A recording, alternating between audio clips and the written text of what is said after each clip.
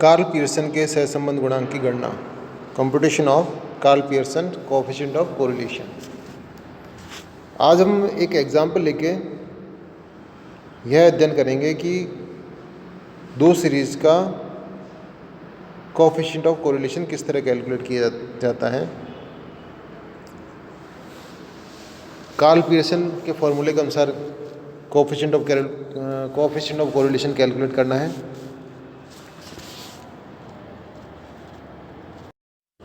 जो एग्जाम्पल हमें दिया गया है उसे वास्तविक माध्य से विचलन लेकर जो विधि है उससे हम क्वेश्चन सॉल्व करेंगे, जिसमें हम एक्चुअल मीन कैलकुलेट करते हैं, उससे डिवीजन लेते हैं, डिवीजन का स्क्वायर करते हैं और डिवीजन दोनों सीरीज के डिवीजन को मल्टीप्लाई करके उनका टोटल लेते हैं। इस तरह से हम कोएफिशिएंट ऑफ कोरिलेशन कैलकुलेट करेंगे। हमें एक क्वेश्चन दिया गया है जिसमें एज ऑफ हस्बैंड्स दी हुई है और एज ऑफ वाइफ्स दी हुई है। दोनों अलग अलग सीरीज़ हैं।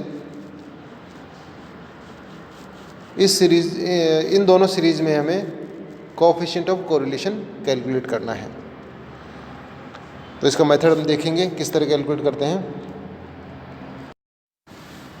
सबसे पहले हम जो एज ऑफ हस्बैंड्स दी हुई है उसको हम एक्स सीरीज के रूप में लिखेंगे और एज ऑफ वाइफ सीरीज है उसको वाई सीरीज के रूप फॉर्म में लिखेंगे। एक्स सीरीज की वैल्यू लिख दी हमने और वाई सीरीज की वैल्यू लिख दी। अब हम एक्स सीरीज के लिए कैलकुलेशन करेंगे। मीन एक्स सीरीज का मीन कैलकुलेट करेंगे। एक्स सीरीज का मीन कैलकुलेट करने के लिए क्या करेंगे, हम एक्स सीरीज की वैल्यूज़ का टोटल लगाएंगे और x series upon x series के जो नंबर्स ऑफ डेटा हैं वो नीचे लिख देंगे। एक्स सीरीज़ का टोटल है 300 और नंबर ऑफ वेरिएबल हैं एक्स सीरीज़ में 12, तो 300 अपॉन 12 25 एक्स सीरीज़ का मीन कैलकुलेट करेंगे। और इसी तरह वाई सीरीज़ का भी मीन कैलकुलेट करेंगे।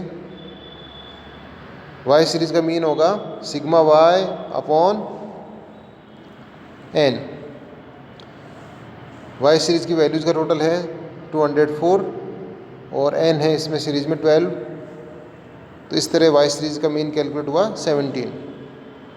तो हमने दोनों सीरीज़ को लिख दिया, एक्स वाई सीरीज़ को, और उनके दोनों सीरीज़ के मीन कैलकुलेट कर लिए, mean of X series, mean of Y series.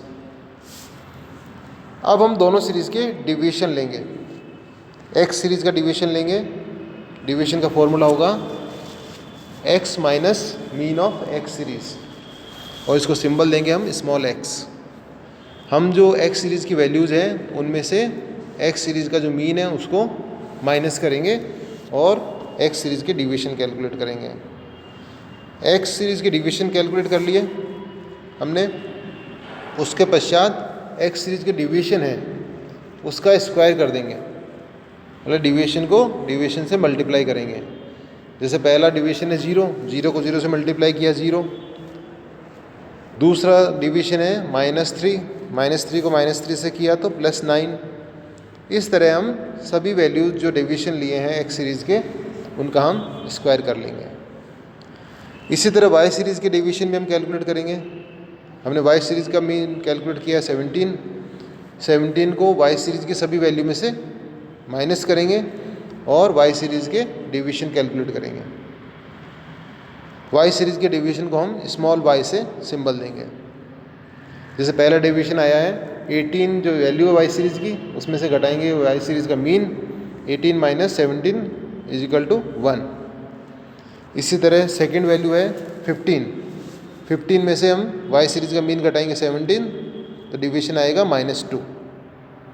तो इस तरह हम वाई सीरीज़ के सारे डिवीजन कैलकुलेट कर लेंगे। फिर वाई सीरीज़ के जो डिवीजन है उसका स्क्वायर कर देंगे।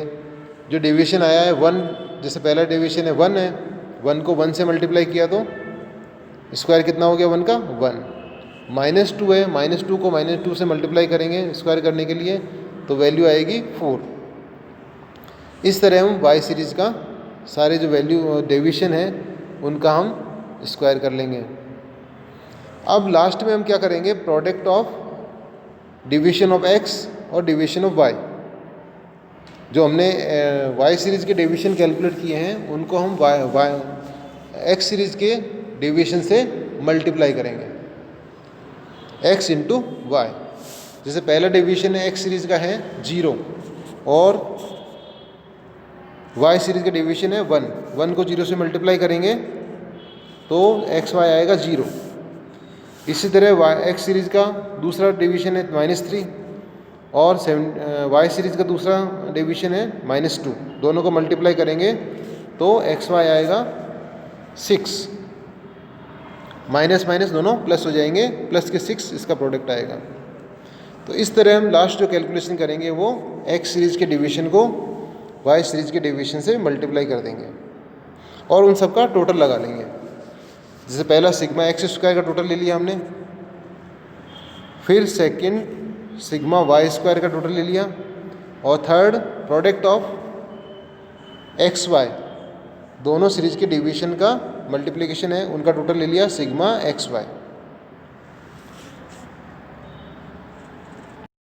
अब हमने जो कैलकुलेशन की है उसको हम फॉर्मूले में पुट करेंगे, उनकी वैल्यूज़ को फॉर्मूले में रखेंगे और कोएफिशिएंट ऑफ कोरिलेशन कैलकुलेट करेंगे।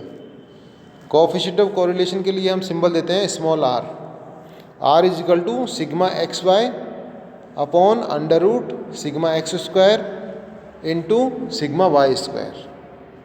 अब फॉर्मूले में जो वैल्यू रखेंगे वो सिग्मा एक्स वाई क्या होगा, दोनों सीरीज़ के डिवीजन का मल्टीपल करने पर जो टोटल आया वो हम यहाँ पर रखेंगे 186।